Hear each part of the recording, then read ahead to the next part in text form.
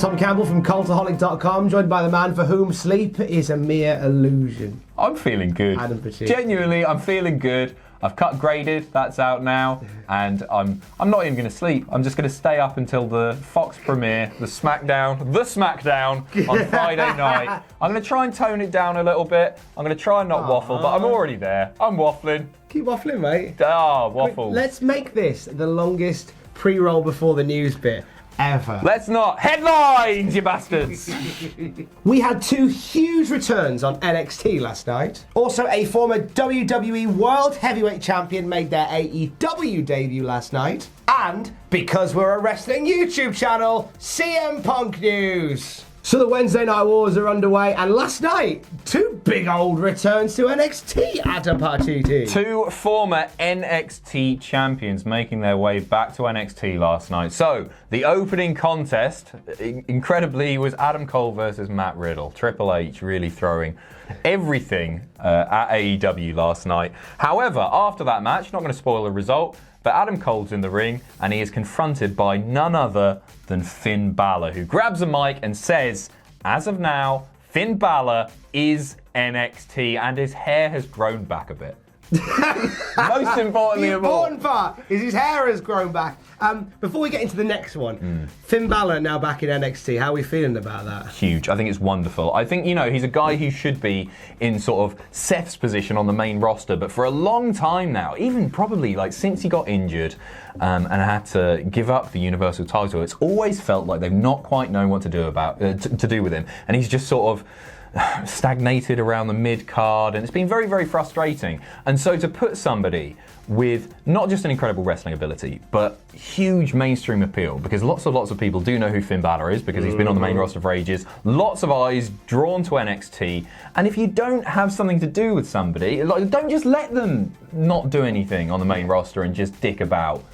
He's going to do big things here. That's great. I don't think his first match will be against Adam Cole, though, because it'll be no doubt against the other man what made his return to NXT last night, that being Tommaso Ciampa. Goosebumps. Oh, absolutely. No, Tommaso Ciampa. Way! I am full of flu. That is the best gag you get out. Goodness gracious me. Shout out to R.L. Stein. It's this was fantastic. Following the main event, which I watch Graded, you're doing that very shortly. I am indeed. Not going to spoil the results, but following the main event, Adam Cole, once again, rears his ugly head. It's not an ugly head, it's a beautiful head. He's such a... I wish I looked like Adam Cole. I wish I looked like Adam Cole. He's like a semi-deflated Triple H. I love him. So he's out on the ramp, and then a certain man wanders out, and that man is Tommaso Ciampa, and he the whole time just staring at Goldie in his hands, and then he looks up, and the eye contact, and then fade to black. That's your episode of NXT. That overrun of 15 minutes was well worth it last night. Good job, Paul. Give me Balor versus Ciampa yesterday. What? You're not excited about Cole versus Ciampa? That's the next match. No, because Balor and Ciampa have both gone, hey, you with your belt, you're silly. Wouldn't like that. So let's do that first. Okay. And then build to that. Because Finn Balor got there first. He was an hour and a half earlier. Finn, it's based, I like your way of thinking. Based on what first come, first serve. Mojo Rawley should have run out and looked at the belt. This is how the NXT title now works. Instead of it's not defended 24 hours a day, 7 days a week. But if you get there first, you get a shot. I like it. Yeah, the Ciampa. That's an idea. No, that's a hell of a match. Obviously. Yeah. Triple threat, maybe. Oh, yeah. It's no difficult, isn't it? All of these great wrestling matches we're about to see. It's what we call a champagne problem. Do we have Balor and Ciampa or a triple threat? Yeah, it was a great episode of NXT last night. I thought wonderful episode. Pulled all the stops out. I'm going to dissect it for you in my brand new classroom. Conveniently enough, in Full Sail University. Yeah, there's loads of classrooms in there. We're spending a fortune on airfare at the moment. It's a mess. I should put me first class down, mate. No worries. Welcome back, Finn, and I think more importantly, welcome back, Ciampa. Yeah. We missed you so much. What's Swack Jagger doing in the Impact Zone, Maggle?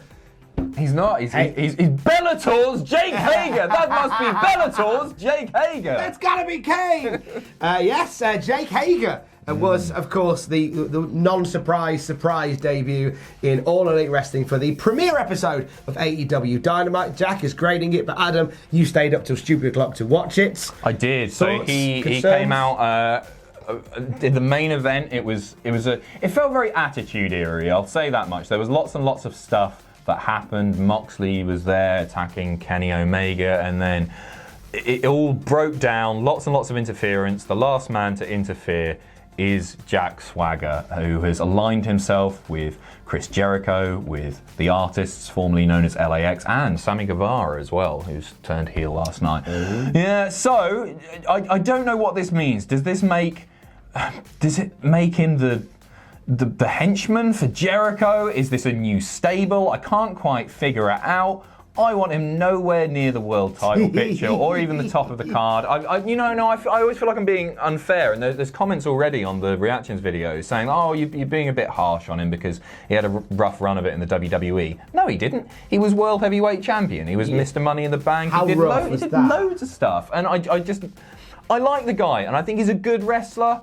I'm just not sure that he should be the focal point, or one of the focal points of AEW, which I almost said should be about new talent. Chris Jericho's the champion.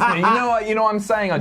He doesn't feel like a fit there, but I'm really happy to be proven wrong here. You're doing Jake Hager a favour, because as we all know, anytime Jake Hager / Swag Jagger gets himself a world championship, all the charisma and personality drains from his body immediately. And we don't want a charisma-less Swag Jagger as part of AEW, do we? What was your thoughts on the show? Because I've watched NXT. You haven't seen AEW NXT. You watched AEW live. How was that for you as an experience? I thought it was really good. I will say that from what I've seen of NXT so far, and I've just had a quick skim through it, I've watched 2 of the matches. I think Triple H might have won last night on the day. I will say that much. However, I thought it was still a strong show. I thought the opener, I thought Cody versus Sammy was great. I thought Paige versus Pac was great. And the main event was chaotic fun, with a weird conclusion, and that conclusion's name is Swag Jagger, Bellator's Jake Hager, Mr. Hair, 5-star wrestling champion. Oh, welcome back, Jackie boy. AEW have more belts coming their way. No, they've not bought Tyrak. They revealed the AEW Tag Team Championships. There's a lovely little photo, as you can see on your screens right now. So there they are. There's new Mr. Khan. AEW Tag Team Champions, Jay and Silent Bar. Yeah, you know what? Right, let's focus less on this odd picture and more on the belts themselves. I think they're wonderful looking belts. They're really nailing it with their belts, with maybe the exception of the women's title, which was revealed to be a wrist strap yesterday. It's tiny. It's very small indeed. I'm not sure if Jericho is meant to post this. Jericho put this on his Instagram yesterday, but I don't think they showed a graphic of these title belts during the show last night. I'm wondering if this has gone online early. Maybe not. Maybe they're just utilising the appeal of some celebrities but it's just a weird way of doing things. So there's the belts. Also, Jay there managed to ruin the result of the women's title match. So did he? I'm not going to say who won that. Go and watch Graded. Okay. However, he was backstage. He was live streaming on Twitch.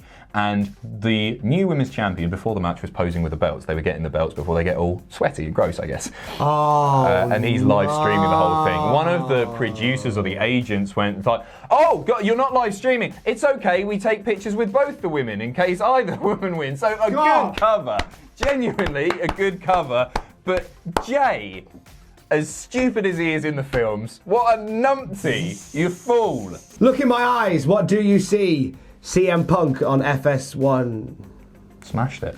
So CM Punk has appeared on Collider Live to promote Girl on the Third Floor, and he was asked during this interview if he did indeed meet with Fox. We now have confirmation. He's saying, "Yeah, I did it. I'm very much in a position where, well, come to me. I'm open to anything." However, he then went on to reveal that he's not open to anything at all, because he said, if they come to me with, "Hey, we want you to wrestle," I'll say, I'm not interested. I'm not going to sit here and figure out if this is work or not. I guess we'll see on Friday night. I think if anybody who could have a great wrestling career without needing to wrestle, it's probably CM Punk. Because he's got the gift of the gab, he's got the personality, he's got the swagger to do it. Remember him on commentary?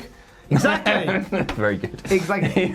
He was fantastic on commentary. I mean, he was shooting from the hip like a nutter, but he was very, very entertaining for sure. I saw some of this interview, or an interview that he had given, and he was like, the problem is if they put something on TV that I think is bad, I can't be the person who sits there and be like, oh, that was fantastic. I've got to say it was bad. That's you know, true. I like the honesty. It's not the best company man, but I kind of want that for this show anyway. And I think you can.